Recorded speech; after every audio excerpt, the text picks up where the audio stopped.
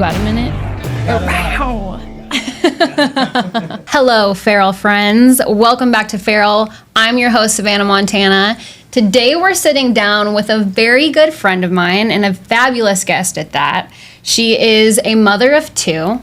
She is a wife to a very successful entrepreneur, and she is a homemaker, a full-time, full-power homemaker, ladies and gentlemen. We are going to get into the nitty-gritty of her holistic practices, her remedies, and her options for going on with childbirth, and how she stays to herself and keeps going in the chaos of homeschooling, holistic practices, managing her successful husband, all at the same time. We have Sarah Andrew in the house. Welcome to the show. Thank you. I'm so excited to have you. So excited to be here. We were at the Boca Raton yesterday, chilling by the pool. Fun. So we're just super tan. And we're really feeling ourselves today. So you're from Indiana. Mm-hmm. And you guys, well, Mark has a business down here now. Yes. So you guys have been coming in every once in a while, which I'm really happy about. Love coming down here. Yeah? Good. Always good to get out of Indiana when you can. Yes. The weather's a little different here. A lot different. Yeah. Yeah. But you guys don't have the girls with you this time. No, we didn't bring the girls this time. They're home with my mom, having fun with Nana. So Very good. it's kind of nice sometimes just to get away, have a little bit of alone time, get to go on date nights. And so, yeah. Yeah. It's been a lot of fun without them, but always miss them. Yeah. I FaceTime every few hours. Yeah, they're usually here with you guys. Yeah. They are pretty much inseparable, which is the perk of homeschooling your children is they basically jump right into your guys' lifestyle. So whatever you're doing, they're doing with you. Yeah, I mean, that's kind of the nice thing about not having a schedule or not having them in school or, you know, with Mark, just being an entrepreneur is we get to kind of just go where we want to go and take everything with us, and we don't like being away from them. So Yeah. it's kind of nice to be able to do that. Yeah, I remember you telling me at lunch yesterday that Mark was like, I don't really like when they're not here. I'd rather them. I think it We almost love you, bothers him Nana, more. but yeah, I think it does bother him more. I'm with them 24/7, so I'm like, okay, this is a nice break. Yeah. But he's like, oh, I miss him. I want to be with him. I'm like, I mean, I'm good for a few days. Like, if it was any more than like a few days, I'd be like, okay, like, I think we need to bring him with us. But Yeah. it's a few days. It's only a couple days, Yeah. and then we'll see them again. They're so fun. I have had the luxury of meeting these two girls, and they are a time and a half. They are spitfires. They're really good kids, though. Like, they're respectful. They're very smart. They're sweet. They're cute. They're just fun. They're a 5-year-old and a 3-year-old. Like, what better ages to have right now than Yeah, that? I mean, I might be partial to him, but Yeah. You're like, I think so. I prefer them, actually. Maybe not everyone else's kids, but I definitely like my own. I feel like I'm going to be like that as a mom. Like, I really love my kids, but other people's kids, no. But I love your kids, so I guess I can't say They're that. good. I mean, we're pretty on it. Like, I'm not like a super structured person, but I'm very structured with them and like what I do with them and how we raise them. Which is funny because like my normal everyday life isn't like super structured, but with them, I feel like I've became like more structured. And for the listeners, I'm gonna go into detail with Sarah about this stuff, but she has turned her life into being a homemaker and being a full-time mom, full-time housewife, full-time homeschooler. She does the holistic stuff. So if that seems like something that you're into or something you're curious about, or you're struggling with going the healthy route and following your instinct opposed to traditional medicine and modern society ways, then this is definitely the episode for you. So we're just going to jump into it. I'm going to play a game with you first so that the listeners can get kind of a feel of what we're going to be talking about. But this is just for fun. So I'm going to give you some prompts. So mom moves, natural mom moves. You're either going to decide if they're fairly natural or if they're just dramatic. Kind of like we were talking about in the pre-show about like homemade deodorant. Yeah. That's kind of what this is going to be. Yeah. So you decide if it's fairly natural or if it's too much, that's crazy. I don't go that far. Okay. Cool. I'll probably be all. Yeah, she's like, actually, they're all fairly natural. I don't care. Like, I'm cuckoo for Cocoa Puffs. Nothing's dramatic. No. It's okay to be too much. That's what we're here for. Yep. Okay, so homemade deodorant being the first one.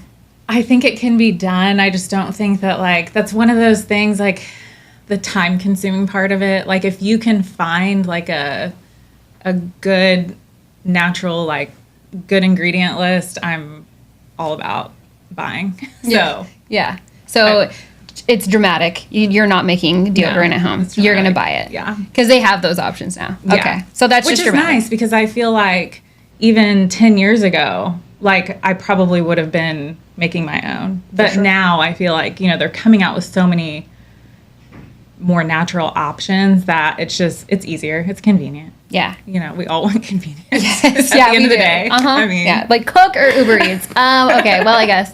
All right. Cloth diapers. She's like, I don't even want to answer. I see both ways. I'm going to say dramatic just because I didn't use them. Yeah. Mainly out of, like, the convenience. I have a lot of friends who have went that route. And I guess I use them for my dogs. Yeah.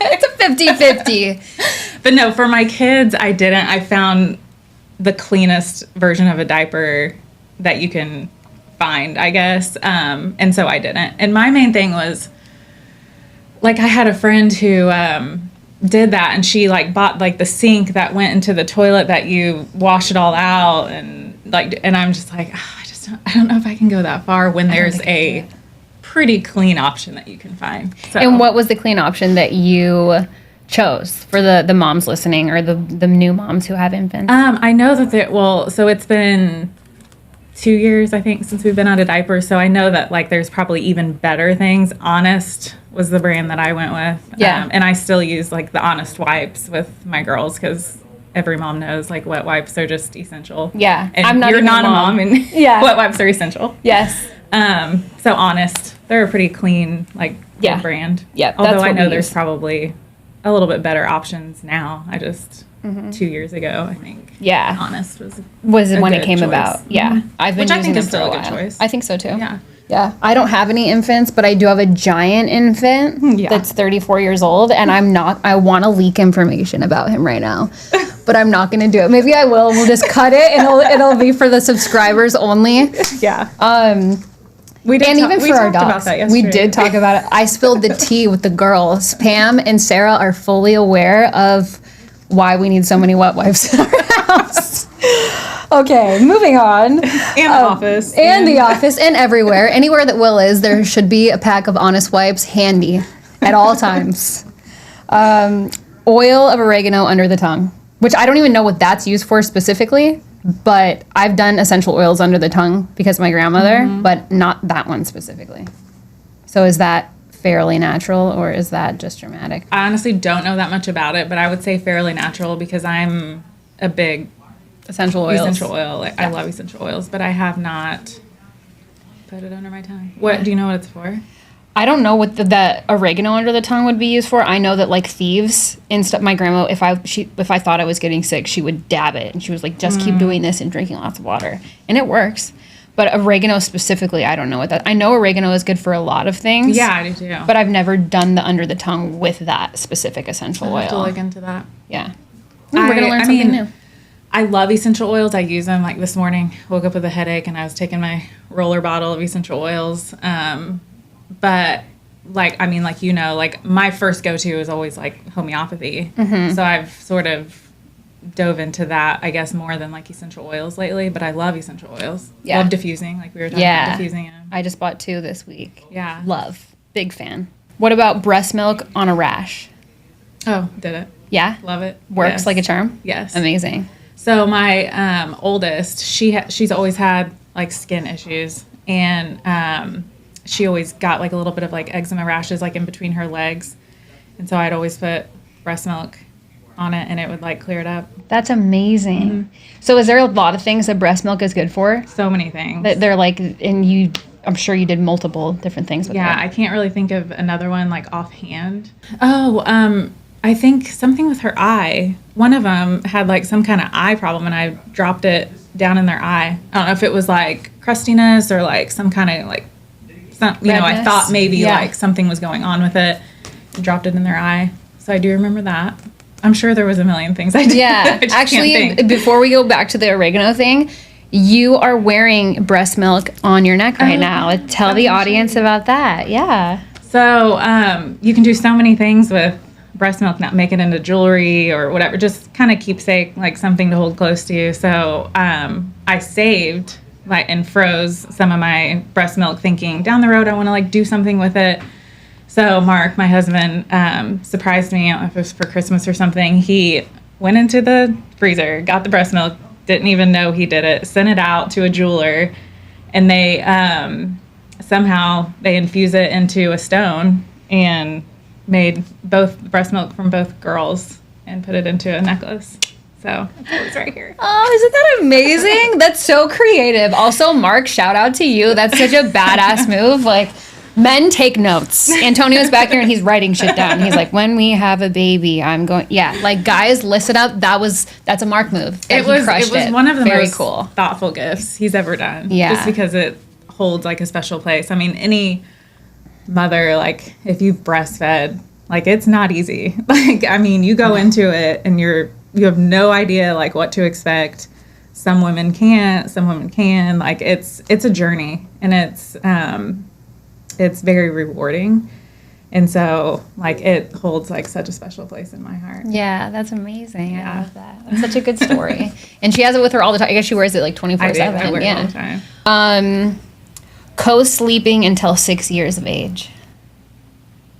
It's dramatic. I think she's gonna say dramatic. I say dramatic. I know. I have so many friends. It's okay. We're not judging anybody. We're talking about judging anybody. Because your journey here. is your journey. But we were very like strict with this. Like we kept both the girls in our room in bassinet for I think it was 4 months. The first one, Ariella, our oldest, was so hard. I remember when we put her up in her crib, I was like sobbing. I mean, I was like, I can't do this. And Mark was the stronger one. He's like, we've got to do this. We've got to stick with like the plan that we, set out for, which our bedroom and our bed is like our sacred space. Like, that's for us. Yes. And so it's, that's not everybody's way of, I mean, I get both sides, believe me. Like if I could have kept them in the room for a little bit longer, I probably could have, and I probably would have, but I was like, respecting your relationship also. Yeah, because our marriage comes like before our kids. And so that was just very important to us, like as a couple. And it's, both people like deciding like this is, what we wanted to do. So it was hard, but I mean, I honestly felt like as soon as we moved them, of course, bassinets aren't like the most comfortable thing for kids anyway, or for babies, but I felt like when we moved them to their room, like they started like sleeping through the night. Like I feel like their sleep was a lot better. And it was better for us because we could have our space back. We could have our room back, have our time like together. So, I mean, I say both. Like, I don't think it's like dramatic, but I also like, I think that it's important to always keep your partner, your marriage first. Yeah. That's amazing. I'm so glad that you said that because I wasn't even I feel like I knew this about her already, but I wasn't expecting you to say that. And I'm so glad that you brought it up because I think it's such a self-limiting belief for women that I don't have children yet. So I'm talking out of my ass because I don't know anything about having a child, but going into it as someone who wants children, I look at it very much from that aspect that you have to be able to separate things. And the fact that you and Mark knew that your marriage would always come first and you're bringing children in secondary to your lifestyle, I think is very profound. And the fact that you can own that and say that, other women probably feel the same way, but may not be practicing that in their day-to-day inside of their relationships, which might create issues in their relationship. Yeah. I mean, at the end of the day, like they're my kids. I love them, but like they're one day not going to be around, like, and in our everyday life, like they'll move on, and then we have to know that like our marriage is healthy enough to move on without them. You know what I mean? So like, I mean, that sounds crazy to say when you have a 3-month-old or a 4-month-old, but like that's just like how we thought of it. Like our marriage always comes first. Our bedroom is sacred. Like that's our space. But I can also see how it would be easy, especially with breastfeeding, because you're up all throughout the night, like nursing and things like that. So it's easy. It's convenient. Like it's easy just to have them right there. Jump out of bed. Yeah. And she's right there. Yeah. Yeah. So, I mean, I get it. It's just wasn't for us. Yeah, that's good. Natural birth playlist with whale sounds. So if you were giving a natural birth, which we'll talk about. Yeah. And did you have a playlist?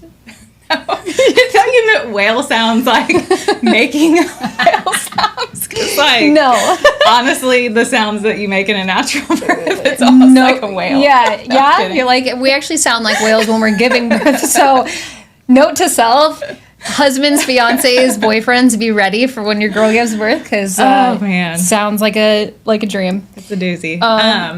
Yeah. So, did you have a playlist? I No. didn't have a playlist. So our first birth was unmedicated, but it was in a hospital with a midwife. And so I don't remember there being like, in a hospital, it's a little more chaotic. Like, you're not really thinking about like the sound, you know what I mean? Right. But our second birth was in a birth center. So you were just in a bedroom, quiet, like very quiet, very peaceful. And so when we walked in, she was like, if you guys want to like play music on your phone or, whatever. And I'm almost like an active labor at this point. So I'm like, I don't care, like whatever you want to put on there. So I'm trying to think. It might have just been like a Christian play, like just sort of like a contemporary like Christian type music playing in the background is what I'm thinking that Mark chose. So it was just sort of like quiet, like off to the side. Like it wasn't really like anything crazy. Cool. But yeah, I think it was just like Christian music. Nice. Ladies, you can have a playlist while you're giving birth. So think about that. Yeah, I know. Add that to the list. That's something that I feel like would have probably been like a good thing to I think so. Now I'm thinking about it myself. Especially because most women, and like I know we're going to talk about it, but like most women have a very long labor where like you probably would want that. I had very short, like I was in active labor like very quickly, and it was like this. But like I could see how, women who go 20, 30 hours, like you would want to have like, something that probably both, like something like techno, like upbeat, and then something like more chill, because I'm sure there's like see, I think honestly in my head right now I'm going straight for classical music, because it gives you could have like a chill, like you could have a chill, but then it could get crazy with violence, and I like I go crazy with violence, go nuts. And I'm not even kidding you, this is a fun fact about me, I'm just gonna throw it at you. When I can't decide what to listen to in the morning, because I'm moody as shit in the morning. Like, I don't know, sometimes I'm in my vibe, and sometimes I don't know what I want. I'm so indifferent. Classical is my go-to. Okay, whether I'm stretching, working out, I'm pissed off, I'm happy. I'm like, if I don't know, I go straight for classical music. Which is funny, because when you picked me up this morning, it was classical, and I was like, this is kind of random, but I like it. And the girls, so funny, because they love listening to that type of music in the car. Like, Mark will put it on just to like, just something different, like see what they like to listen to. And he'll like click through and they'll be like, stop at this one. And it's like always like classical music. That's amazing. See, I knew that we were connected somehow. Me and these girls, we just get it. Yeah. We get the classical vibes. Yeah, I don't know what that's about. But I think when I am pregnant, I want to do like the mommy headphones. And so you can listen to music, and they make headphones for your belly. And it's going to be classical. Like Mozart is coming out of me. Because you like want them to be chill. Yeah, I just want, I want it all to just be good in there. Just be good. So that's a good option. Yeah, I think it's a good option. For me anyway. Yeah. People are like, nah, I'm playing country music. Nah, I'm playing rap music. Like, okay, whatever. I'm EDM all the way. Shots of raw garlic. Oh, about it. Feral. Yep. I'm feral about that too. Yeah. Especially if you think you're getting sick. I'll literally chop up cloves and eat them raw. Yeah. And it works because your body sweats 100%. It all out, and it cleans out. I think garlic is like amazing. I would cook with it more. Mark's like not like onions and garlic to him are like like I could go either way. I would cook with onion and garlic all the time, but he's kind of more like yeah. So damn it, Mark. Yep. One of those things. Yeah, you just got to throw it in there every once in a while, and he'll deal with it. Like, I guess one time this month wasn't so bad. Yeah. And for the last one, detox baths for the whole family.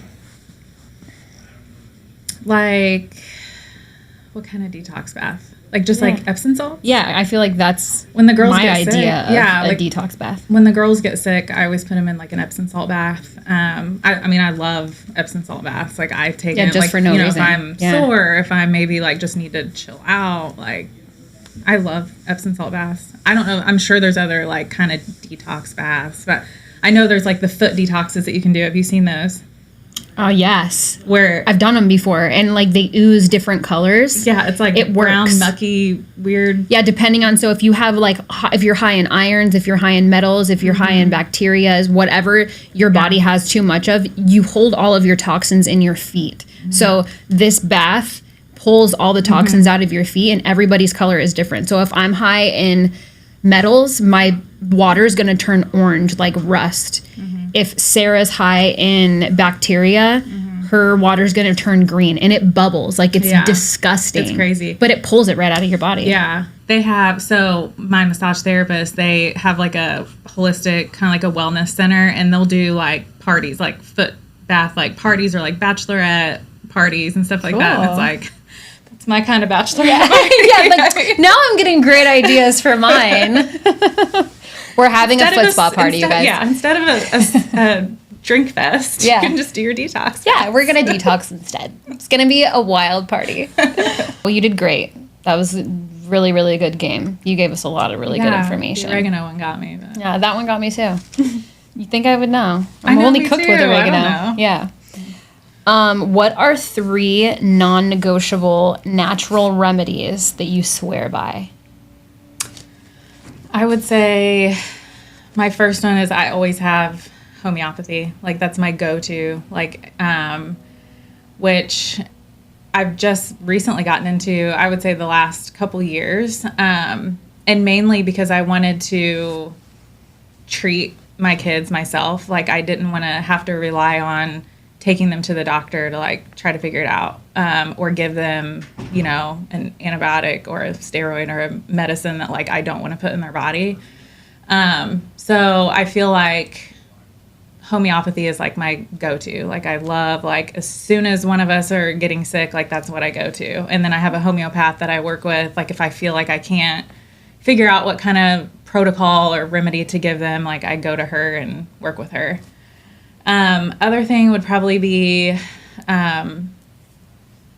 like food. Or you mean like non-negotiables, like anything you want, anything that's a non-negotiable for you, your top 3. Yeah. So food, 100%, like what we put in our body. I feel like that drives everything. I mean, and I'm even more critical with my kids, but even for me, it's like making sure that we eat pretty much whole, organic, grass-fed, non-GMO, no dyes, no artificial flavors, nothing. I mean, we are very clean, and I feel like that's like the number one thing on turning any kind of health condition around. Yep.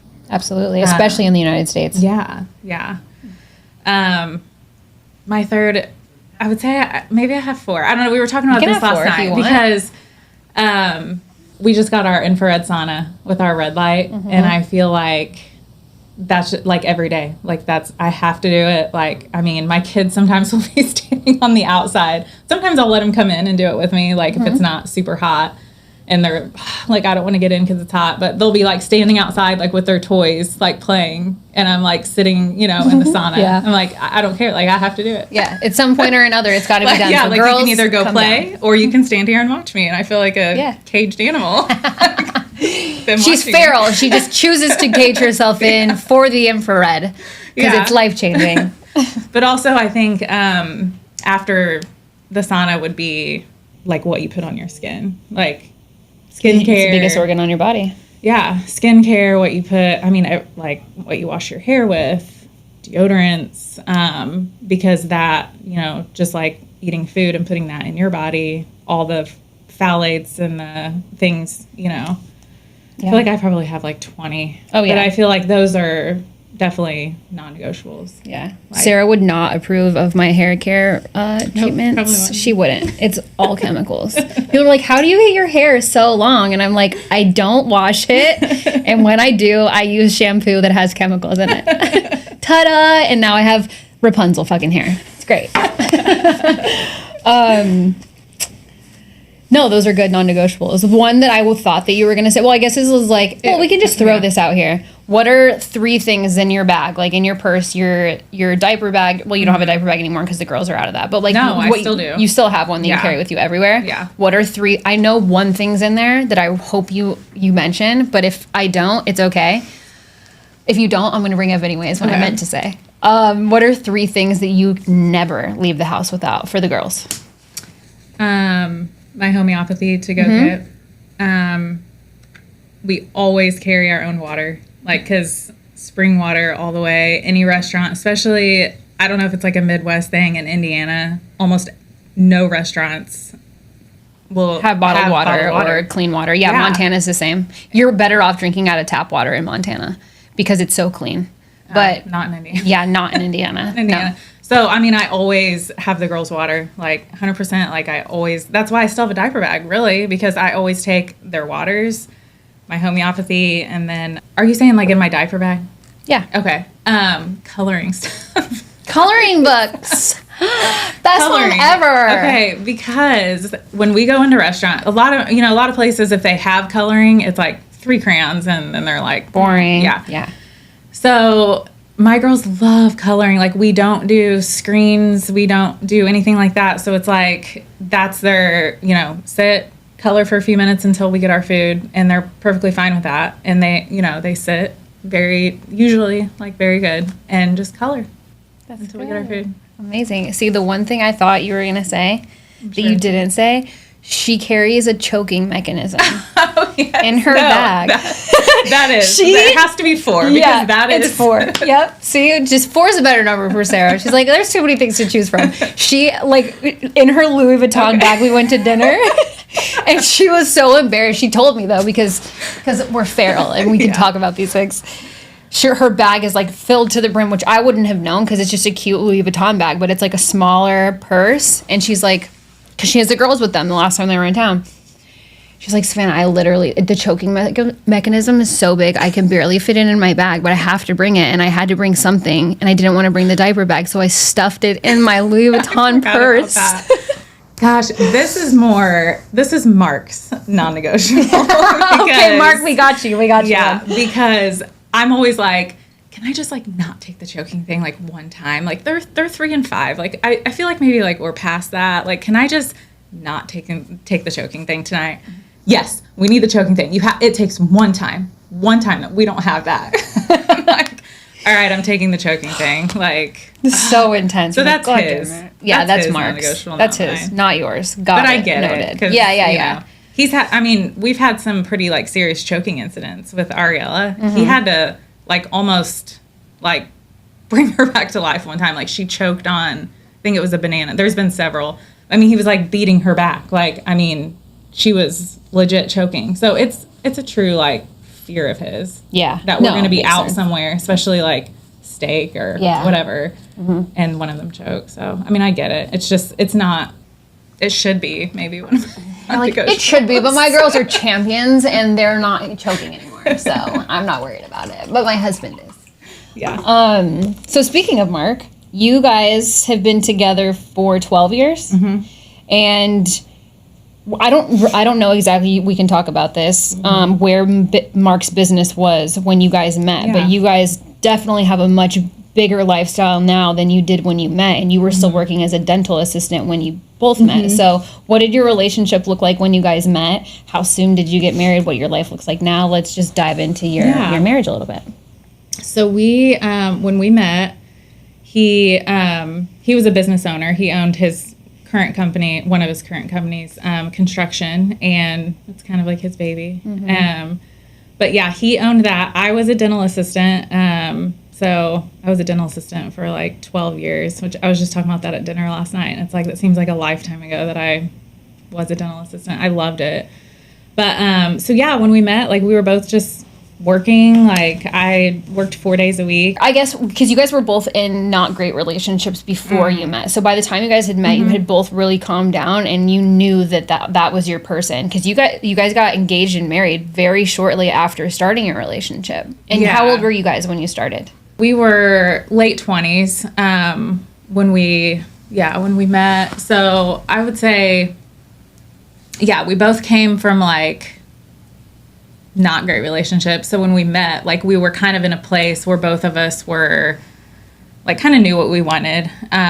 He had like recently like I don't know if it was recent, but within like a couple years of us meeting, like had started a relationship with God. And so what attracted him to me was, I think I was like posting something about like my church and like being very involved in church. And, you know, he was kind of looking for someone who had a relationship with God also. So that's kind of like what brought us together.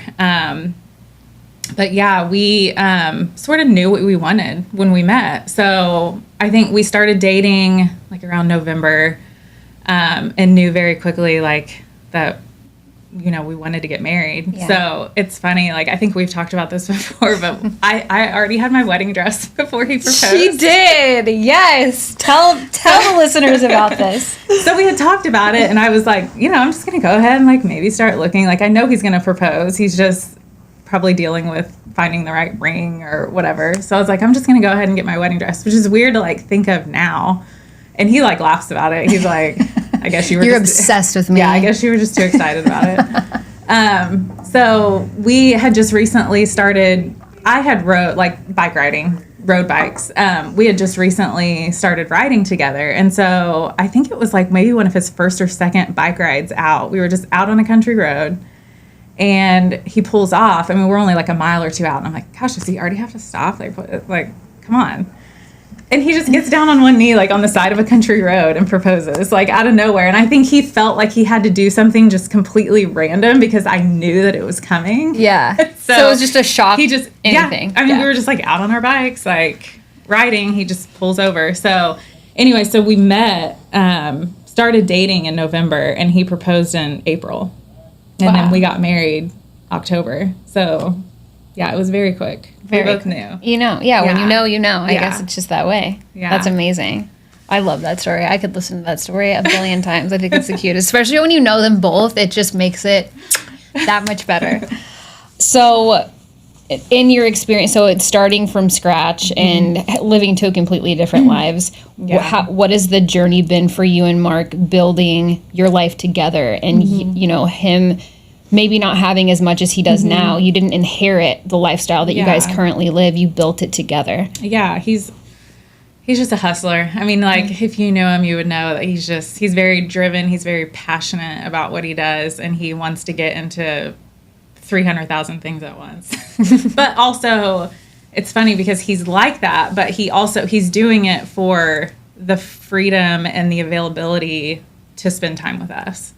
And so he's such a good dad and such a good husband. But like, I mean, even though like it's to make money and like to be successful, like that's, you know, he's very driven in that way, but he's very driven in being a good dad and being present and like being with us.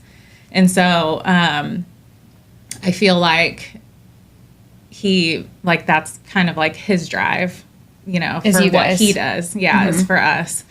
And just giving us a good life and giving our girls a good life. But yeah, I mean, we didn't start that way. Like he's done well, like with his company. But I would say a big turning point that I can remember is when he joined the Deal Makers. You know, the DM family, which is how we met. That's how we met. Yes.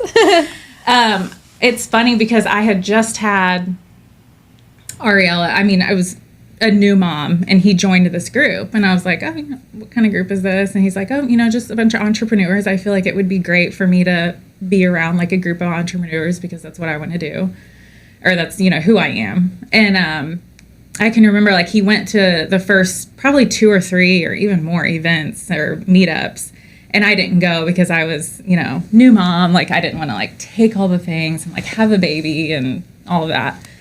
So I stayed home, and I can remember him coming home from those, and he was just like amped up. I'm ready to go on the next thing. Like I'm ready to do more. I'm ready to invest in things and do all these things. And I'm like, okay, like whatever you want to do, like that's great. I'm just hanging out here, like taking care of, you know, baby. And so I feel like that was like a big turning point for him, was just being in the right room with people and meeting like all these guys that, I mean, he doesn't have like a core group of guys in Indiana that I would say push him, like Will and Mark and, you know, guys like that. And so obviously that's why he wants to move down here. But I'm praying. I ask God every day. I said, please send Sarah Andrew down here so she can be my neighbor.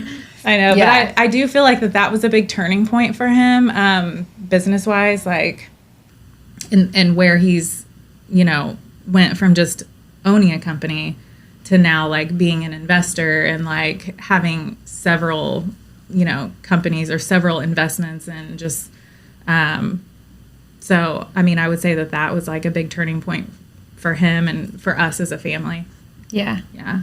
And I mean, honestly, like, I mean, I tell him this all the time, but I'm just thankful that like he can handle all of that, like the stress and the things that come from that, because I can be at home and I can, you know, stay. I know everyone doesn't have the opportunity to stay home with their kids. Not everyone wants to stay home with their kids, but you know, I'm very thankful that I get to stay home and do the thing, you know, I'm homeschooling and just being able to have the opportunities that I have to be able to like be with my girls. Yeah. Yeah, it's good that you frame it in your mind that you get to. You don't have to. You don't have to stay home. You don't have to homeschool. You don't have to be a homemaker. You get to do all of those things. Yeah. And you love that. Yeah. And you're grateful for it. I'm very grateful for it. Yeah, that's amazing. Yeah. What so between like all the chaos that you have a 3-year-old and a 5-year-old girl running around. You're doing all the holistic stuff, you're doing all the meal preps, you guys watch what you eat, you work out, they have a sick gym inside of their house, they have a beautiful estate in Indiana, their house is stunning. I've never been there, but I've seen it. I will. I want you to. Yeah, I'm gonna come over. So how do you and Mark stay connected through all that? He's grinding all the time, but he does work from home mostly now. Yeah, he does. So how do you guys stay connected just between you? Because you did say that your marriage comes first before everything. Yeah. So what are your ways of doing you guys together? I mean, I would say, first of all, like, faith is huge. Like, we both, we always put God first, like, in our marriage. So I feel like if we're both, like, in a good place, like, connected with God, like, on a spiritual level, our marriage is better. Like, that's number one for us is, like, God. And then instilling that, like, in our kids, too. So that's, like, number one, like, our faith. And then second is just, like, I feel like I would say like doing date nights, although I think date nights are great. I feel like it's just being, I don't know, like just you can a little, say it. just yeah, like flirting with each other, like flirty or yeah. just, you know, I mean, he's definitely more that way towards me. I could be better. Yeah, same. Guilty as charged. Well, it's like, do you even know that I'm here? Like, yes, I do. Sorry, I could be better. Yeah, but even just thing. like a quick afternoon like workout. Like I say, like a quick afternoon like, workout. Like we'll work out together sometimes, which I know we've talked about. Like just having like a 45-minute workout together, where even if we're not like spilling out our whole day to each other, like we're just together. Like we're just spending that time like uninterrupted. Because you know when you have kids, like you're interrupted all the time. Like that's like a big thing with us. It's like quit interrupting our conversation, whatever, but it's just kids. But just having like little moments throughout the day, which, you know, I know most people aren't at home together that much, but just planning little things, like not even if it's like a date night, but just like go grab a coffee or just be present with each other, like not scrolling through a phone or, I mean, sometimes we'll maybe late at night, like when we get in bed, like we'll watch a show together, but like you're not really being like present. Like with that person. Yeah. So I would say like that's key. Yeah. Paying attention. Yeah. And giving your undivided attention and if you have children, creating that space to be undivided. And even if you don't, because I'm guilty of this and I don't have children, so I have zero fucking excuse here, ladies and gentlemen. But yeah, I feel like we could definitely do a lot more of that and we don't even have kids yet. So it's just like, because, I mean, we both are with crazy multi-entrepreneurs that are just go all the time. Or just making that person feel like wanted or like that they look good or that they, you know, I mean, our men work really hard. We do too. Yeah. On our appearances, our like, you know, how you look, how you feel, like, so just, you know. How you show up to the world every day. Yeah. And it feels good to be seen. I mean, it's part of this show. It's part about being feral, my brand, being unapologetic about who you are. being seen feels good. And it's necessary. So, in turn, wanting to feel seen by other people, you also have to see other people. Yeah. So if you're not putting out that energy into the world, you're probably not going to get it bounced back on you. So in your relationship, noticing your partner is big. Yeah. So you mentioned that you love being a homemaker. You loved the ability to be with the girls all the time, and you're happy with that. I don't know if that was always the mission, but have you ever felt misunderstood in your role because Mark is so successful? Have you ever felt like, I don't know, maybe people don't understand you, or like you're doing it for me personally, I've never imagined myself being a homemaker or being a stay-at-home wife or a stay-at-home mom or anything like that, because I feel like there's a lot of judgment around it based on the way that I was brought up. So that's obviously something that's changing in my mind now, but you completely embraced it. I don't know how you were brought up, but have you ever felt judgment or misunderstanding for picking up that role and going that route? No, and honestly, I don't think I ever thought that I would. I mean, when I was working, and when I was pregnant, like I worked all through my first pregnancy, and I fully intended on going back to work, like maybe a couple days a week. I thought, I just need to like get out, like just, I loved the dental office that I worked in, loved all the women that I worked with. And I thought, I'll just go back a couple days a week and then I can still like be at home some days. And so I was probably, I don't know, 2 or 3 weeks from going back. And I told Mark, I'm like, I just don't think I can leave her. Like, I don't think I can do it. And so I never, it was almost like one of those things that just like unfolded. Like, I mean, like as it was happening, I was just sort of like, maybe I'll stay at home. Like maybe I'll eventually go back to work. I don't know. But now, like I can't imagine going back. Well, just going back into the workplace. Like that's like I have no desire to, just because I love what I love being at home with my girls. I mean, obviously, like there's challenges with it, and some days where I want to pull my hair out. But I don't think I've ever felt like, what'd you say, like misunderstood or maybe judged. No. And it's funny because like being in the DM family, like just for instance, it's such a mix of wives that it's funny to see, because there's some wives that are in the business, like they're involved in it, like kind of like you were. I used to be, in it, helping run it, whatever. And then there's, women like me who just, they want to be at home. Like a lot of them homeschool. I think almost all of them homeschool. Yeah. And so it's funny to see like the different dynamics of how like different, and, everything, like whatever works for you, like this just works for us. I know like Mark wants me to be at home just as much as I want to be at home. And so he's never like pushed me into like, oh, do this, or I think you should do that, or whatever. Like he just loves that like I'm at home and like raising, our family. But I don't think I've ever felt that. I'm happy that you haven't. I think that's a good thing. And I think it's probably surprising to some women listening, but also I'm sure other women also have your same experience. Because like if for me, if I would have never left home, I probably would be married or divorced and have children by at this point in my life, because that's normal. So I don't think I would have been judged for being a stay-at-home mom. Plenty of my friends are stay-at-home moms, and it's like there's a piece of it that's leadership. Like you are, that's kind of how women we were bred to be that way. We're homemakers. Like we understand this way of life.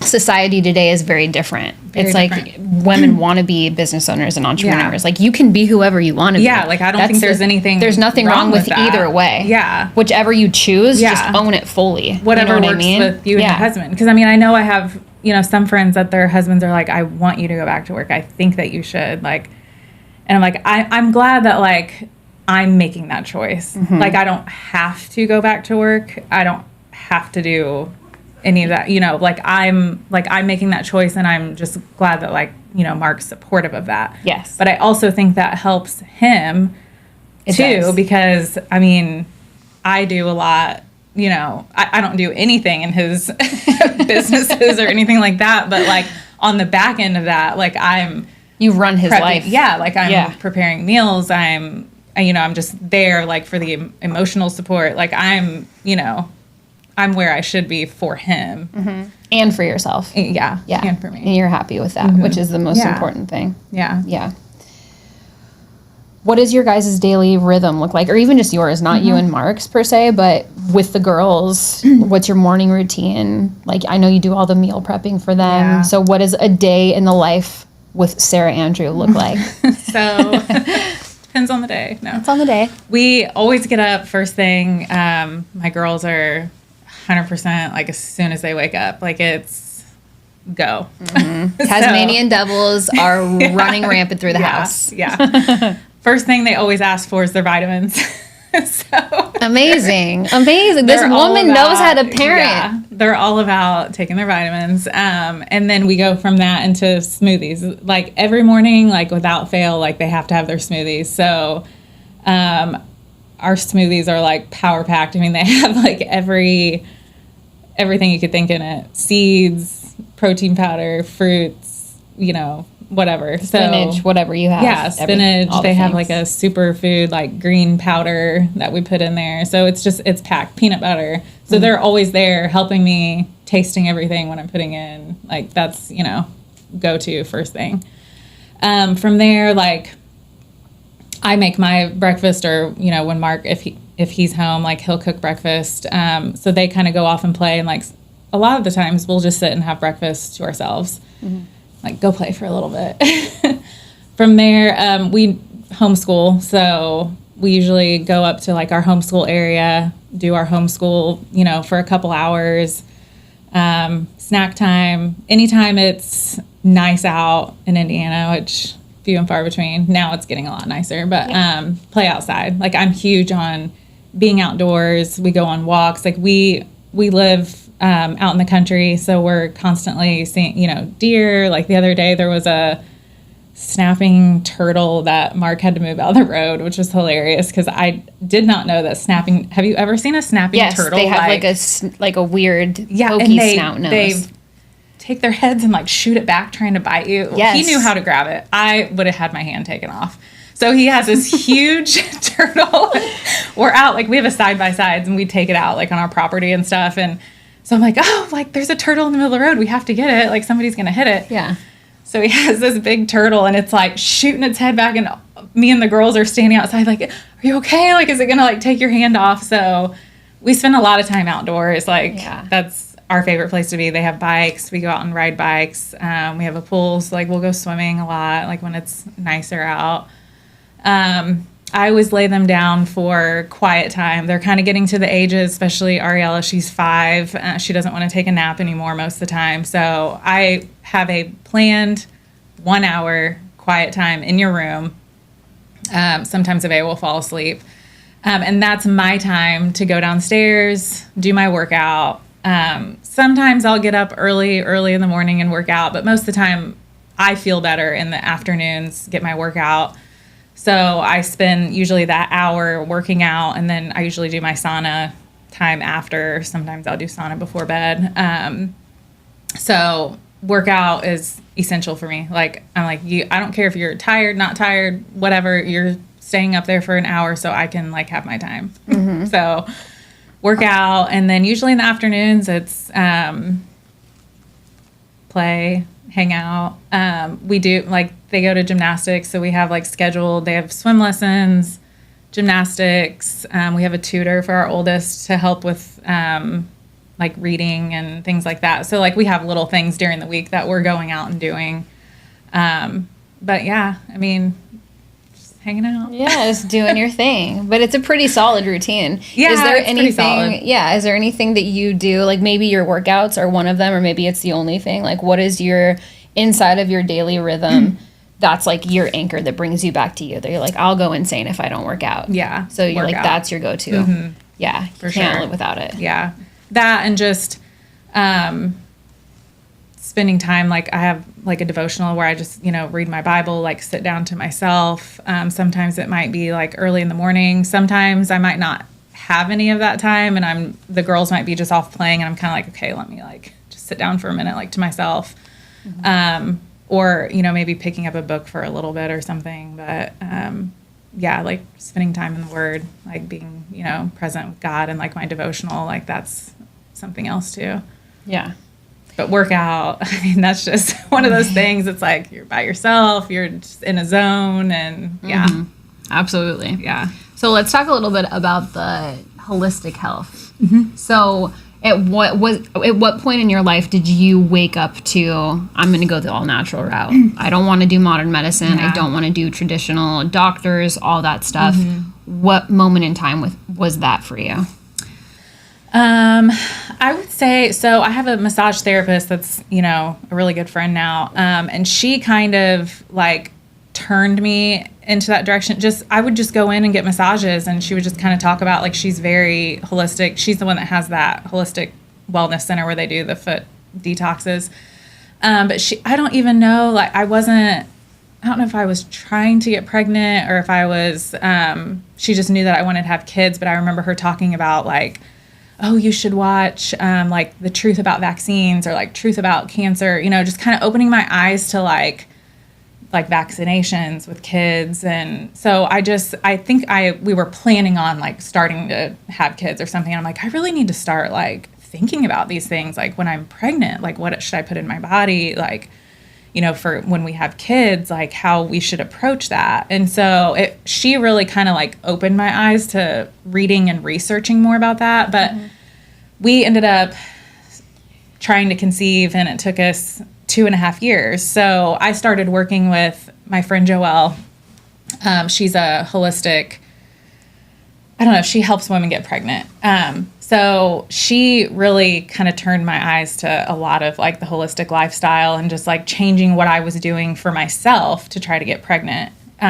She did Mercier therapy, which I think I've talked to you about that, where they do like the deep tissue on all your like uterus and all of that. Yeah, and it's painful, right? Very painful. Yeah.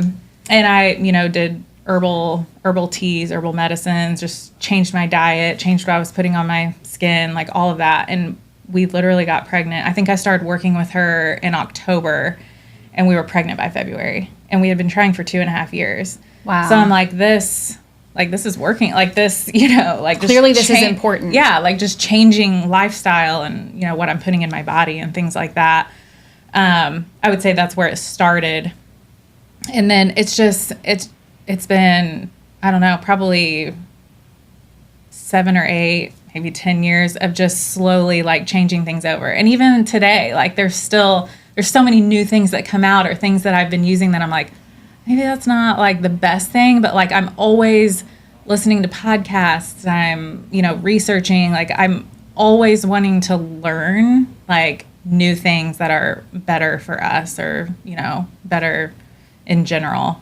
And I feel like there's so many people who start that they're like, where do I start? Like, what do I do? Because there's so many things. It's very overwhelming. A rabbit hole. Oh, yeah. So many things, Sure. Mm-hmm. And I always say to people, like, just look at what you have now. Like, even maybe if you want to finish out what you have, but when you're out of that product, look for a cleaner product. Like, there's so many resources now on like clean things, like what shouldn't be in like your products, and just switch over to that and just do it slow, but you can go into, what's in your pantry, like maybe getting rid of everything that has a dye in it, which hopefully that's soon going to change, where that won't even be exactly accessible. But just take, like, especially for your kids, like I'm so big on like what you're putting in your kids' bodies, because like we were talking yesterday, it affects their hormones, it affects their mood, it can affect, there's kids who have all kinds of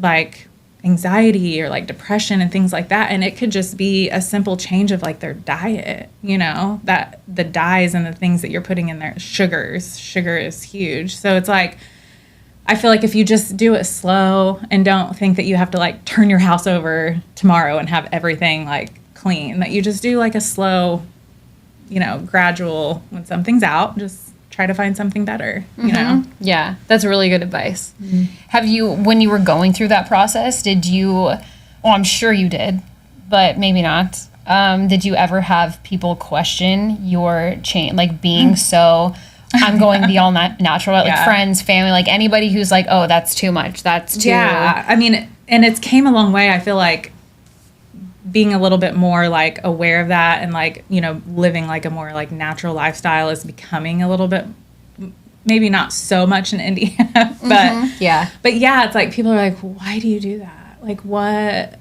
like, I mean, we would go to like a birthday party with the kids, and I'm at least like, I would either bring them something like sweet, because, you know, cupcakes, cake, like all that. And I'm like, I just don't want to put that, you know, in my kid's body. I'm not going to like sit here and explain myself, but like, no, we're okay. Like, I brought something for them. And then I kind of got to the point where I'm like, okay, well, this party, like, maybe I'll just scrape off the icing and give them like the white cake. Like, this is like how, you know, crazy. So like we would go to you're feral about it. Just be yourself. It's okay. Like we would go to parties, and I feel like, you know, moms and like other people, and they probably like weren't even paying attention, but in my head I'm thinking like they're totally judging me right now, because I'm walking up like getting their cupcake when all the other kids are just like grabbing, like eating whatever, and I'm like taking a cupcake off and like getting a knife and like scraping off all the, because I knew that like the icings had the dye in it, which a vanilla cupcake still could have dyes in it, but I was like, at least we're getting rid of like the icing. Like red or pink or green or yellow, whatever. But the funny thing is like my kids have always been okay with that. Like they, like I'll bring in, even though every single other kid has all the icing and stuff, like they know that like it's not okay. And at 3 and 5, probably my 3-year-old not as much, but like Ariella, like she is on it. Yeah. So like if I tell her like, Ariella, that has dye in it, it's probably going to hurt your belly if you eat it and you're not going to feel good. Let's just take it off. She's totally okay with that. Like she doesn't mind. That's great. I feel like I would have thrown a fit when I was 5. I would have had a field day with my, like, I don't get the icing. What do you mean I don't get the eye? Like, ah! And then I'd be in trouble and sitting in the car by myself, and everyone would be having fun at the birthday party. That would have been me at 5. I know. 1,000%. But that's another thing with me is like I'm educating them as well. And even though I'm doing it in like a, you know, a kid way, like she understands, like I don't, and sometimes she'll have something and like her belly starts hurting. Like we'll go get ice cream or whatever. And she's like, oh, Mommy, my belly hurts. And I'm like, well, we had ice cream and that's fine. Like it's a special treat that we had, but like, that's probably why your belly hurts. Like, so she, you know, understands it, but they've both like been totally fine with me doing That's that. amazing. Even though I'm probably getting judged by No, every mom in the party. But you have to be unapologetic about it, right? Like that's your truth and that's your way, and your kids understand it. So it's like, like they're secretly judging you, but they're also secretly envying you at the same. They're like, damn it, I wish that I was that fashion forward with holistic remedies and, you know, clean food, because I would rather my kid eat something clean than an Oreo cookie. But it's funny though, because I have a lot of moms and people who come to me like, what did you do for this? Like, what, you know, tell me, like, what, you know, how did you do this with your girls? Like, even just with Pamela yesterday with, like, the teething medication, like, you know, using homeopathy teething for Reese. And it's like, I love, like, being that person that, like, people can come to just to get advice. And, like, this is just what I did. Like, it might not be the best thing ever, but, like, this is what I did, and, like, this worked for me. Yeah. You know? And the girls are good. Like like you were saying, they know. So how did you do that? Like, how did you teach them the ways of eating super clean and doing the holistic stuff and watching out for dyes? Like literally, she told me yesterday, Ariella will be in the grocery store and she'll want something and she'll check the box and she'll be like, Mom, it's not organic. We can't get it. So how did you do that? Like how did you teach your daughters to do that without fearing it or getting upset over icing on a cupcake? You know, like you've empowered them to also follow in your footsteps. How? They're so young. Well, honestly, like they don't know any different, which is probably a good thing. It's a good thing. Where I have had friends who have decided to change everything and their kids were eating that. And now they're 5, 6, 7 years old. And now you're telling them they can't have it. Where my kids, we've just never introduced it. So I feel like for me, it's been not necessarily easier, but it's been like where we haven't had to go backwards with it or go, you know, change them where they've been so used to eating all of that. Like that's just what they know. Like that's their daily life. Like that's just what they know, you know? And so for me, it's like, you know, when we're out and maybe they see something that they want or see like, oh, let's try that. Or can I have that? Or like if we go to like, say birthday parties are always big, like they send you home with like a little thing of treats or whatever, and they have candy. Oh, can we have that? Well, no. Or like Halloween or like something where like people are giving us like candies that maybe they want to try. I'm always like, let's go to the store and get a good cleaner candy, like a candy that doesn't have all that in it, and let's do that. And I mean, that candy, honestly, we were just talking about that yesterday. Yeah. It's good. It's really like, it's good. not like I'm giving them like a carrot instead of a piece of candy. Like, No. they can still try candy. It's just a better option. It's a way better candy. option. Yeah. And Unreal, if you want to sponsor me, that's great. We'll take it. It's amazing. It's amazing candy. It is. We were telling Pamela yesterday, Yeah. if you could think of any chocolate bar or candy or anything that is like a hot commodity when you go to the movie theater and all the options, they pretty much make a copycat of that, but it's no dyes, no artificial, like it's super clean, but it tastes really good. And once you start eating it, once I started buying those, and I've had a Snickers bar since, I can't even finish the Snickers bar because it's, one, it's way too big, and two, it's so sweet in comparison. When you start eating natural chocolates and things that don't have dyes or like granulated sugar, just having like monk fruit instead, your taste buds change, and totally then you can start to taste the chemicals that are in things that you grew up eating that you loved. You're like, oh my gosh, give me a Nutter Butter. Like, you can't eat it anymore. I used to love those. I did too. They don't taste right. They don't taste like they did when I was a kid. There's a better option. Yeah. It's just finding it or just knowing. Like, Pamela didn't even know that there was like the Unreal M&Ms. Yeah. I'm like, you could literally, you shop at Whole Foods every week, and she didn't even know it existed. I was like, girl, go down the chocolate aisle, have a field day. Yeah. All the options are there.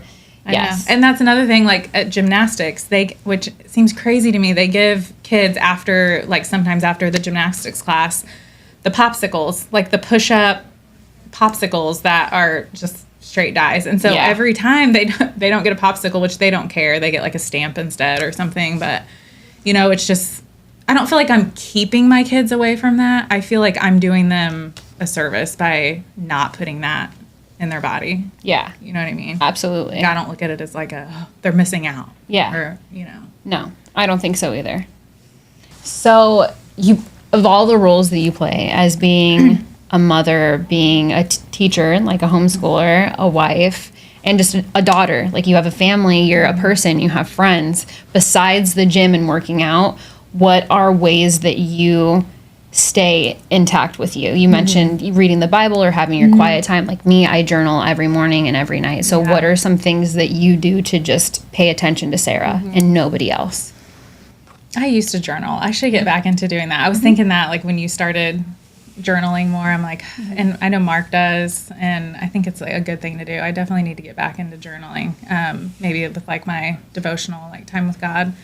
I'll send you mine. I know. I used to journal like prayers. Like, I would just pray, but I would just write them all down. Yes, exactly. Which is fun to like go back and look at, because a lot of it was around the time of like struggling with infertility. Like, I know when I worked with my holistic coach, like it was a lot of like self-reflecting and like just journal, like just writing it out and like making it like out there. You know what I mean? So I probably should journal more, but I love, like, on a Saturday, like going, I still ride outside, like I ride my bike, and my parents ride. So I love getting out and like riding, just like going out on a country road. Like, we'll go out and do like 20 miles, like just easy, like out there hanging out with my parents. Or my mom has a group of women that she rides with. And so we just go out and ride. I'll be gone for, you know, a couple hours, and it's just like time to myself. I love cycling.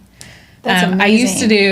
I used to do triathlons, and so... That's right. Oh my gosh, tell us about that. That's insane. She's just a casual 20-mile bike ride with my mom. No big deal. What? I couldn't make it to the beach on a bike, and I live 5 minutes away from it. No way. Okay, so triathlons. You have too, but I did triathlons. Even Mark did them, like, before we had kids. It's a hard sport because you have 3 sports that you're training for. So it's like it's very time consuming. You're insane. And when you have kids, like, I commend like anyone who still does triathlons, and not to say that I would never get back into it, but it's like, it's just very time consuming. You're going to like a gym and swimming. You're there for 1 or 2 hours, like swimming laps. And then you're trying to get mileage in with running, you know, Will, like, that's very time consuming. Like, he's running all the time. And then trying to get bike rides in. So that was like a season in my life. I loved it. Loved doing triathlons. I did a couple half Ironmans. And it's just very time consuming. And now I've gotten into more of like you know, weight training and things like that, which now it's just a different season in my life, you know. But getting out and doing bike rides, I love, like we'll go on a bike ride Saturday mornings, and then we'll go to like our farmer's market and just walk around the farmer's market, go get a coffee somewhere. Or That's fun. I don't know. What else do I do? Go get pedicures. Yeah. I love going and getting a good pedicure. I can take my book and just sort of like zone out. And I don't know. I probably should do a lot more like for myself. I don't. I mean, I would say that those are like the main things that I do, but I also just love like having family time. Yeah. Like just spending time like with Mark and the girls. Yeah. Like, I know a lot of people, like, have to do a lot, like, by themselves or for themselves. But, like, for me, just, like, us, like, getting up and, like, going to breakfast together and taking them to a park. Mm-hmm. Or, like, I love Sunday mornings. We get up, we go to church, and we go to brunch. Like, that's, like, our Sunday morning routine. So, it's, like, I don't always have to do things by myself to feel like that's what's fueling me. Like, you know, just having family time for me would be, like, what fuels me, too. That's good. Yeah. I mean, you guys do such an amazing job at the family thing. It's crazy. Especially, like, we know how busy our men are. Mm-hmm. So the fact that it's on such a high priority list for him, and it is for you too. Yeah. Like, they're like a family of four. They're inseparable. They're always together. They're always doing their thing together. So it's pretty impressive that you guys, you know, especially you can manage everything that you do. You're like a one-woman circus. You're like, I got a lot going on. She's always juggling and the dogs. something. And the dogs. Oh my gosh, can we talk about the dogs? They have 230-pound, what kind of dogs are they? Conicorsos. So they're Italian Mastiffs. They're a hot mess. They're litter mates. They're 2.5 years old. So they're just a lot of energy, a lot of dog. A lot of dog. Yeah. Oh my gosh. Speaking of dogs, well, I feed my dogs raw. Yeah. Well, my one dog now because we had to put Apollo down. But I have a Doberman, he is 85 pounds. He's a mess. I love him. She's obsessed with Creed. And Creed feels mutual. To take him home. She did. She was like, you know, babe, maybe we should get another dog. Maybe a Doberman. Like, what do you think? And he's the runt of his litter, and he's 85 pounds. I don't know when we're going to get a second one now that Apollo's gone, but I know you would have already coming. had one. I am shocked that we don't. Within, God rest your soul, Apollo, you are everything to us. Within 2 days, Will was like, so babe, are we going to get another Doberman? He's literally looking at sites and sending me. I thought you would have already had another one. I know. Wouldn't it be so cool if we just had a baby Doberman running around right now?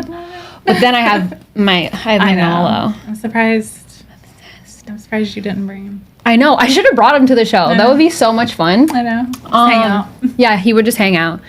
But he eats the same food. He eats raw food. Yeah. So I feed him the same thing. Because they're animals. So I'm like, be instinctual. Do what you like. I'm not ever feeding my dogs Purina. No offense, Purina, and I'm gonna get sued for shitting on fake cat food. But that's still, it's so bad. But the point is, like, you wouldn't feed anything to your dog that you wouldn't feed to yourself. If I threw my dog's food into a frying pan and cooked it, I could eat it myself. It's literally just frozen green beans, blueberries, potatoes, apples, and red meat. He can't have chicken because it makes his skin break out. So I just keep him on red meat or lamb. And I know it's crazy, but I could because eat it. I wouldn't, but I couldn't. I feel like some people just don't know that that's an option. You know what I mean? I mean, I think it is coming around more, like, especially probably here more than Indiana.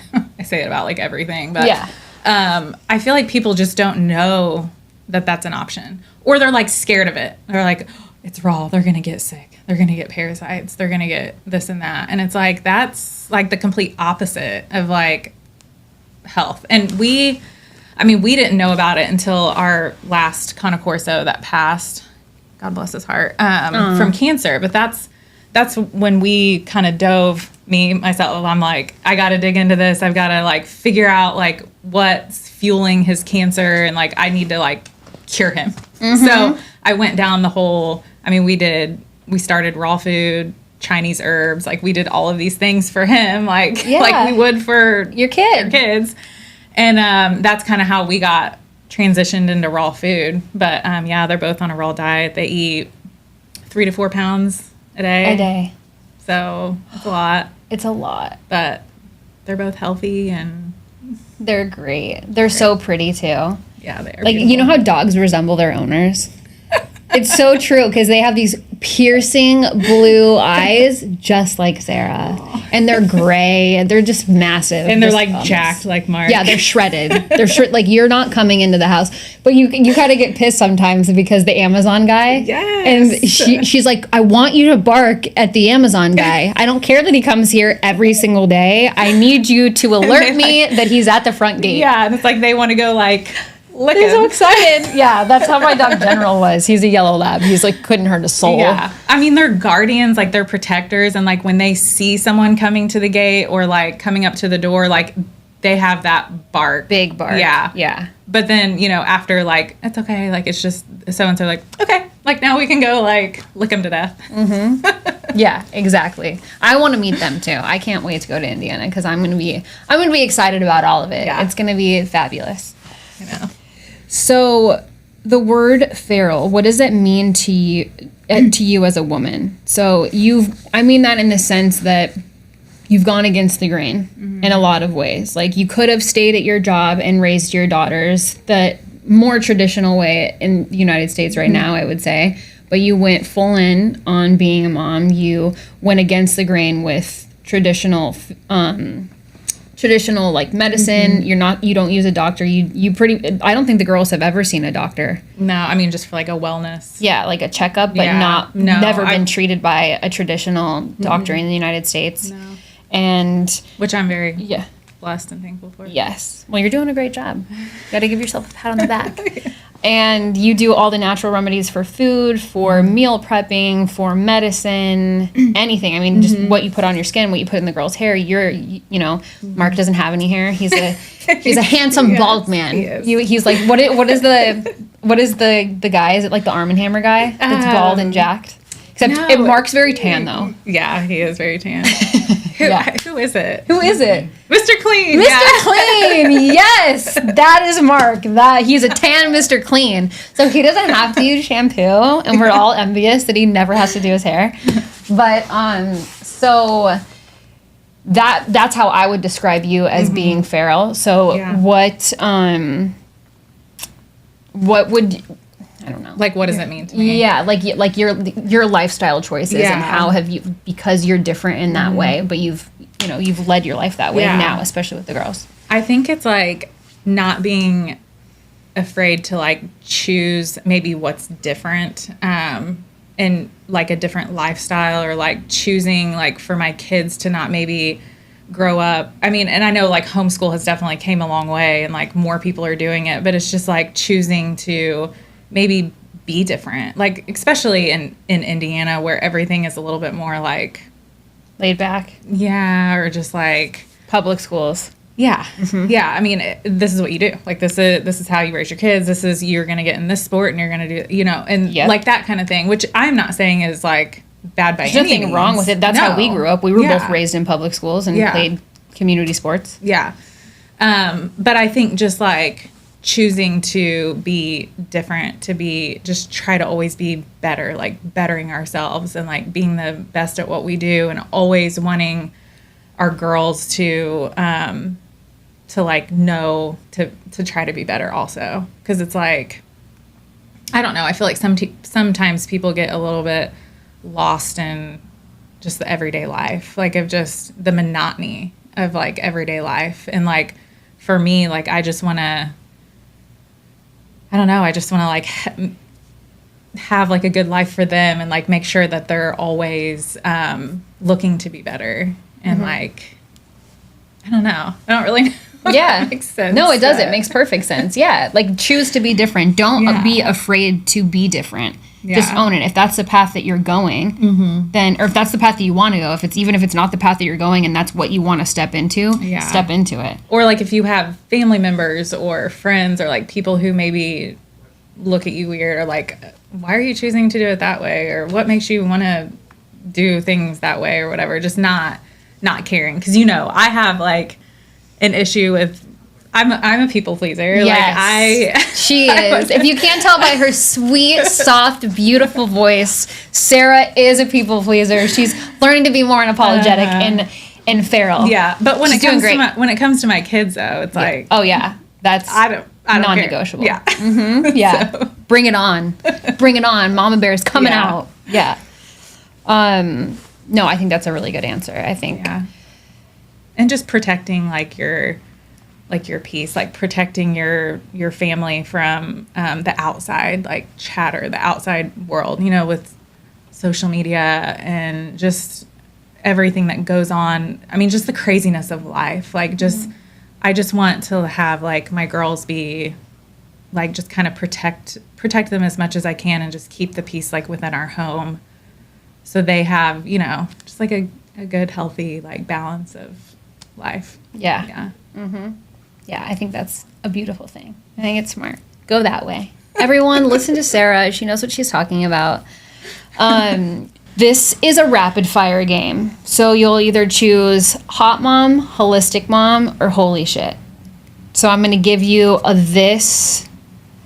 actually just going to give you a point. So I'm just going to shoot a phrase at you, and then you have to decide which one it is. You don't have to explain it. You just have to choose which one in Sarah's opinion, what that is. Okay. Kids drinking bone broth with their breakfast. Hot mom, holistic mom, or holy shit. Holistic mom. Okay. You catch your kid licking the essential oil roller. What is hot mom? Like, what is that? I think hot mom, I would say if it was me, it would be like, you're all about it. Like, I don't even care that, like, it's a holistic. Like, I'm about, like, I would rather that. Oh, okay. That's how I would respond if I was in your seat. Holistic mom. Okay. Yeah, it's like a huge deal. I don't think they're going to, like... No, I think it's fine. Die from it. No, I think you're good. It's essential. They're essential. You can put oregano under your tongue. Yeah, seriously, you could eat just about every single essential oil that there is. I think you're going to be okay. Yeah. Whatever's in the roller is going on your body. It's on some orifice, one way or the other. Your husband secretly takes your herbal supplements. Holistic mom. Someone calls you extra at a birthday party for asking for organic snacks. You kind of even talked about this, so. Hot mom. Hot mom. She's like, I don't care. Yeah, I'm feral. She does not care. She means it. Trust me. I'm here with the energy, and I know she doesn't care. That's a good thing. Hot mom. Got it. And lastly, your 5-year-old tells an adult that red dye is poison, which she probably has. Hot mom. Hot mom. For the win again. I'm all about it. And she would. She totally would. Yeah, she 100% would. You guys haven't met Ariella yet, but she would tell you what's what. Yeah. She knows what's up. All right, so we're getting close to the end. So I just have a few more questions for you. We're gonna have some questions so you get to ask me a question, and then so you can think about that for a brief moment. It's a surprise, I know.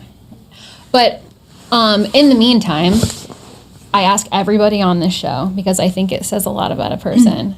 What is your death row meal? The last meal that you got. I'm actually really excited about yours because you eat so clean. Mm-hmm. But maybe she won't choose something clean. I don't know. So if you're about to die and they're taking you in and they're like, it's over for you, Sarah, death row meal, what is Sarah Andrew ordering? I would say probably like a big, juicy burger and sweet potato fries with ice cream. With ice cream? What kind of ice cream? Probably cookies and cream. Good choice. Yeah. Any toppings? No toppings. Just no the cone. ice cream.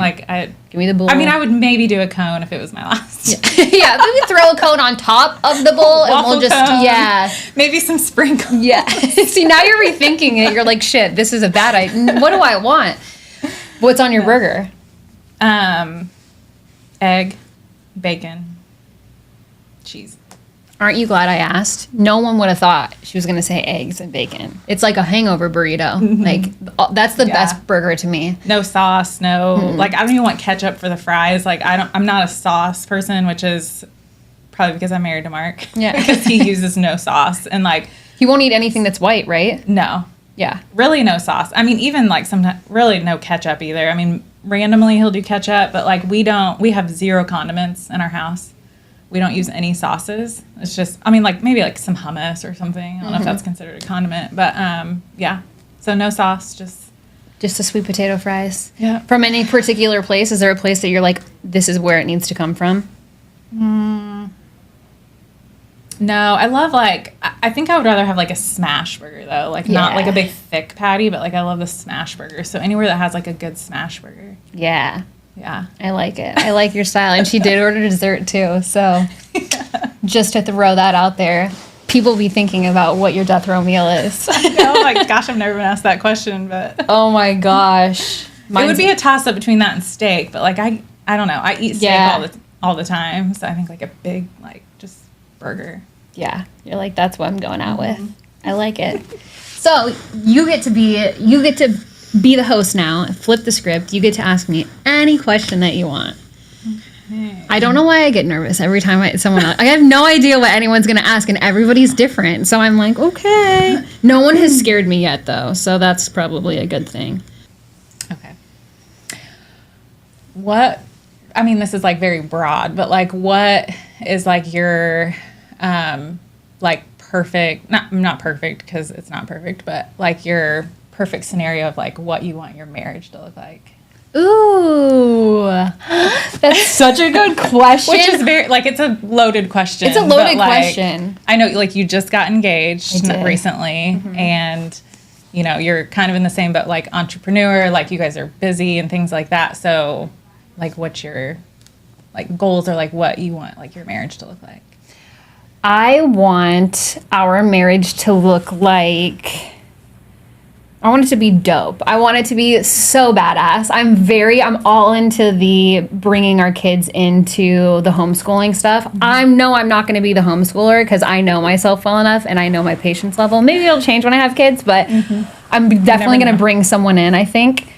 And then we're going to watch this 5 years later and be like, yeah, can you believe you said that?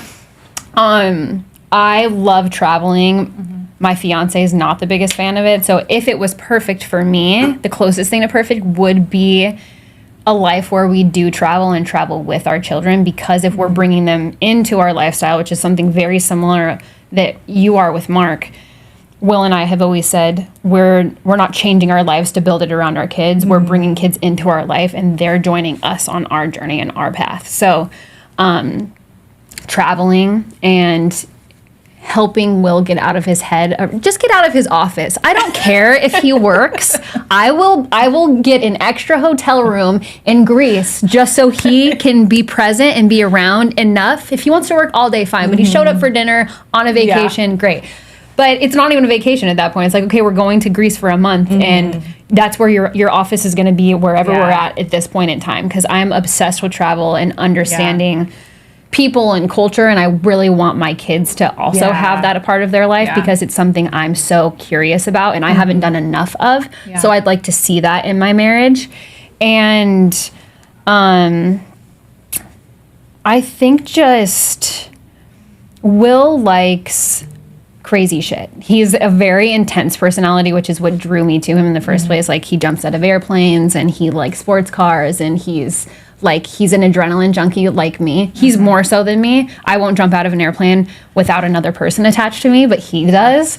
Maybe I'll get there someday, but I think always having that playfulness. I'm a big kid, so I'm super goofy, I'm outspoken, I'm authentic, I'm unapologetic, and I'm at a point in my life where I'm starting to show that more, so I want to keep that in our relationship and just always have fun and still be a kid even when we're adults. Yeah. So that our kids are like, it's okay to have fun. You don't have to be serious all the time. You can be successful and you can be whoever you want to be, but don't take life too serious. So I want to still, in our marriage, when like my idea of perfect would just still be having that playful funness and like who you are as a kid, I think says a lot how you live your life, because when you're growing up, you don't think of anything for anyone else. You're like, oh, I want to be an astronaut, or oh, I want to be this, or I want to be like, I wanted to be a country music singer. Like that was my dream, amongst many other things that I'm sure I changed my mind a million times. You still can. But I still can. I know. I'm like, if people say that to me and I'm like, I start to sweat. I'm like, holy shit, I have so much to do, you guys. It's crazy.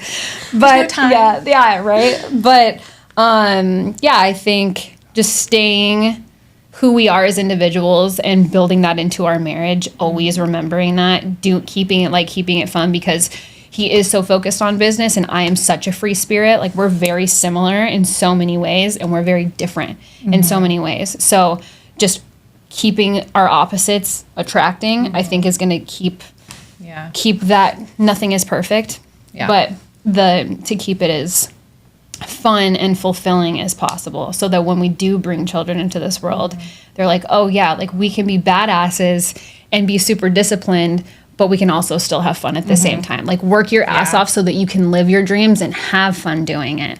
And I want that to be a part of my marriage for sure. Yeah. Well, and it's good that like you can see, like you want to travel and like he can still work, which is so nice, because I think a lot of people sometimes are like, gosh, like he's always working, he's always doing this. And it's like, well, he's always, I mean, even like when we're traveling, like he's always got 100 things going, but like he's still present, like he's still with us. And like, even though like he might be like rattled and like doing like, you know, things might be like crazy, blowing up, like he's still like, you wouldn't know it. Yeah. Yeah, exactly. Which with Will, you would definitely know it. You'd be like, I need to everybody panic. We have to leave. Like you would know, but like I agree with you, because I would rather him just even being there. Being present. Also, I don't know if Mark is similar, but Will is in his happy place when he's working. And part of why he's working so hard is for me, is for his family. It's not just for him, but it's also his happy place. He thrives in the space of building and pursuing and making money and creating new deals. And like, that's where he's happy. So if I take his happy place away from him while we're in another country or experiencing something new or vacating, it's not really vacating if you're still working during it, then I don't feel like he's gonna be as present or he's gonna enjoy it as much, because he's gonna be so disconnected from what keeps him sane that it would defeat the purpose of even having him there. I might as well have just left him in the United States and just brought my kids, you know, but I want him to be, okay, well, I've done this all day, I can go to dinner, or I don't have a meeting, I canceled all my meetings for today, or just move them to this day so that we have a full day to experience as a family, but just making it work for both of us, because I understand him like that on a human level, and that's just compromise in a relationship. Like, I'm totally okay with that, because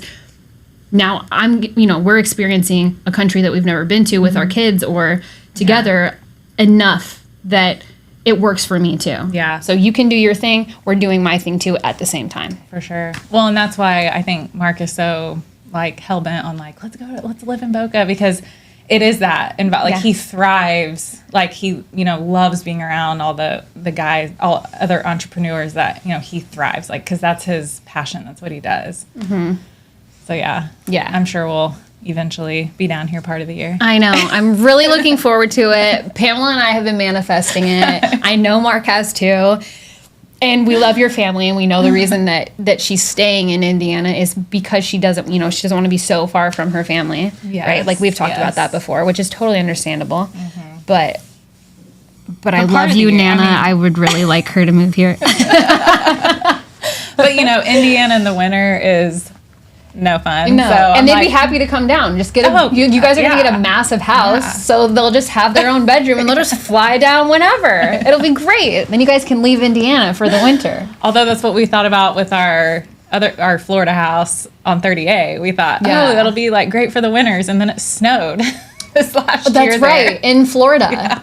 For first time in like how many years? I don't even know. It was a lot. It was a long time. I think it was like over 10 years. And usually it was flurries. It was a full-blown snow fight. We were there, and the kids were like making snowmen out in the front yard. I'm like, this is not okay. Like, this is supposed to be our like vacation home Summer to get house. away from Indiana. Yeah.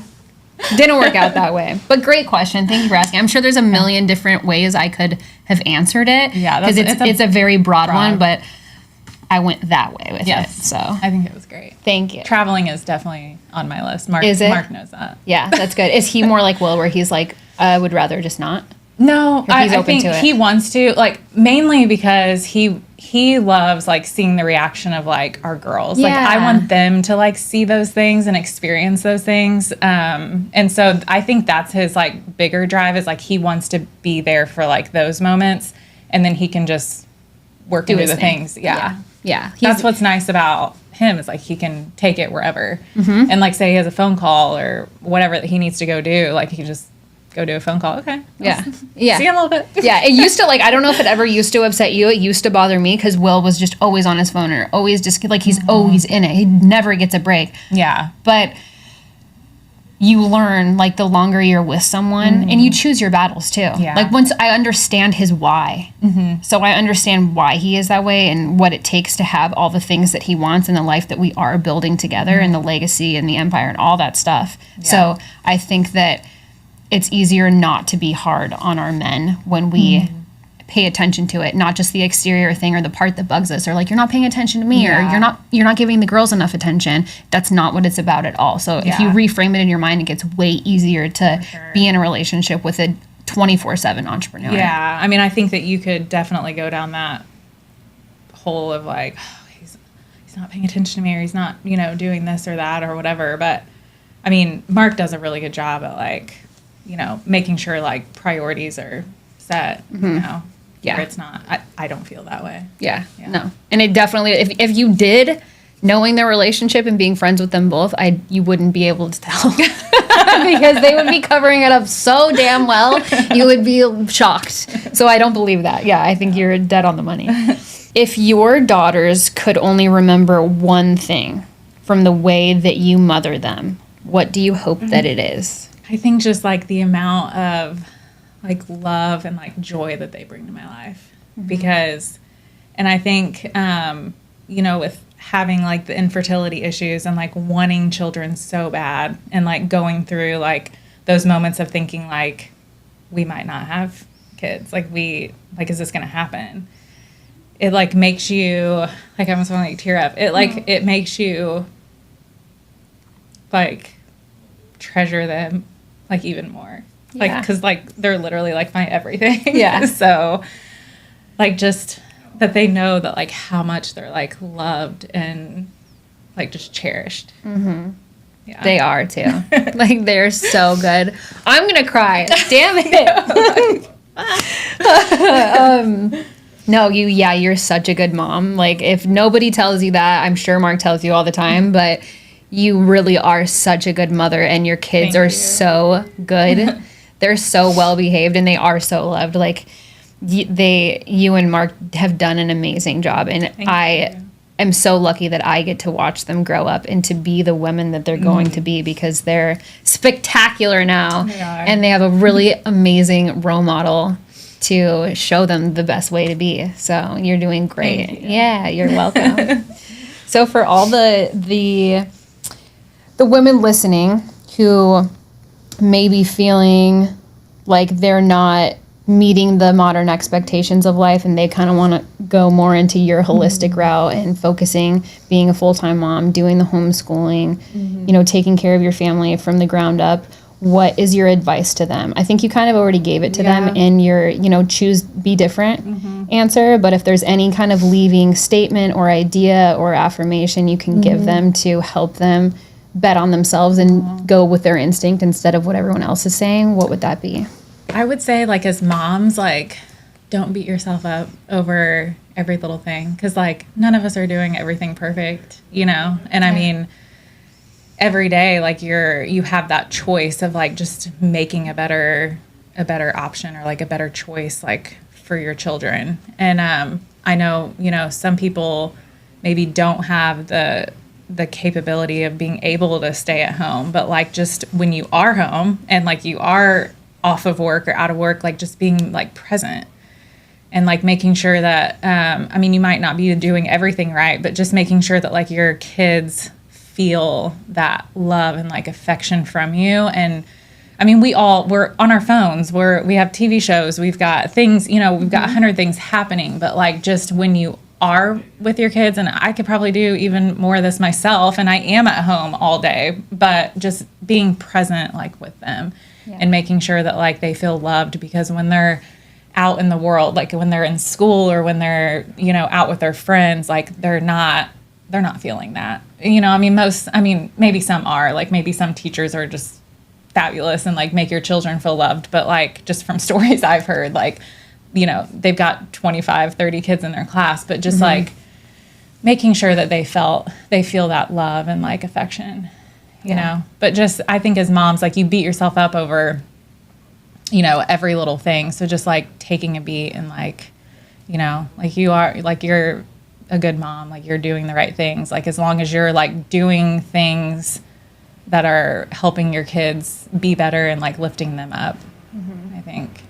Yeah, that's the most important thing. Nobody's perfect. There's no perfect mom out there. Don't compare yourself to other moms, because even if the ones that look perfect, they probably don't know what the fuck they're doing either. So. Or comparing your kid to another kid, because that's, you know, every child is so different. I mean, my 2 girls are night and day, you know that. Like they're so different. So just like the comparing, I mean, there is a lot of that with like, oh, well, this person's on this vacation or doing this with their kid, or, and you know, I can't do that, or I can't do this, but just like focusing on like what you can do.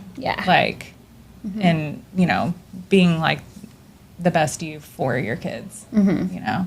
I think that's really great advice. And as far as like natural living, or like, you know, like I told you yesterday, like I would love to start like some kind of holistic, you know, account or like Instagram or something where people can start maybe following some of the things that I do, I love helping people on their journey with health and fitness, and just trying to, especially with kids, like my passion is with like what you're putting on your kids and in your kids. So I would love to start. Yeah, I think you should. Everybody's going to listen to this episode and be like, where is Sarah's page? It's going to be up by the time this show drops. It's going to happen. I've already talked to her about it. She's going to do it. It's going to be great, because I think a lot of moms and a lot of girls, like even if you're married, if you're single, if you're a mom to be, if you're a mother of 4, whatever that is, I think you have a lot to offer. And I think your wellness page would do extremely well, because you're living proof that it works. You don't go to the doctor. You treat your kids naturally, and you have. One's 5 and one's 3, and they're still with flying colors, and you homeschool them. So I think that you have a lot more to give than you even realize, just by simply posting recipes or advice or what you do on a day-to-day on a social media page. I think you would crush it. I'm gonna do it. You're gonna do it. We're manifesting. It's already happened in my mind. It already exists, and it's gonna be amazing. And it's perfect. I think it'll be great. So in the meantime, well, first of all, thank you for being on the show. I'm so happy that you came. Did you have fun? Yeah, good. You crushed it. I think you came with so much value, and you got vulnerable. You gave the truth. You were amazing. So anybody who wants to follow you or catch up with you after the show, where can they find you? I don't know. I think it's the Sarah Andrews. on Instagram. She's like, I don't know. I never go on there. But I also have everything like private. Yeah. Like I'm private. I'm private. Well, actually, when you have your page up and this drops, I'll put it in the show notes below so that you guys can follow her wellness page. How about that? Is that fair? That's perfect. Yeah. And if you have any questions for Sarah, or you do want to connect with her, you can always email me at farrell@savannahmontana.com. If you enjoyed the show, if you had fun listening, if you think somebody else could benefit from this episode, like it, share it, leave us a comment, leave us a review, give us 5 stars. Questions, comments, concerns can always be emailed to me at farrell@savannahmontana.com. Follow the show at Farrell with Sav. You guys can follow me at Savannah_Montana on TikTok and Instagram. I don't think I'm leaving anything out, but thank you so much for listening. Ladies, gentlemen, husbands, friends, whoever you are, we enjoyed having you today, Sarah. Thank you for being here. Thanks for having me. Yeah, of course. I will see you guys next week. In the meantime, stay feral. Bye.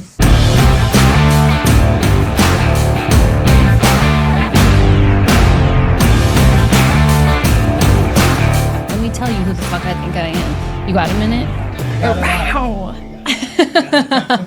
Forgot what I was going to tell you. See, I do this all the time. I know. Yeah, this is. I call it mom brain. I don't know. Yeah. I'm just have a broken brain. I'm just Savannah, Montana, and I can't remember what I'm fucking talking about ever.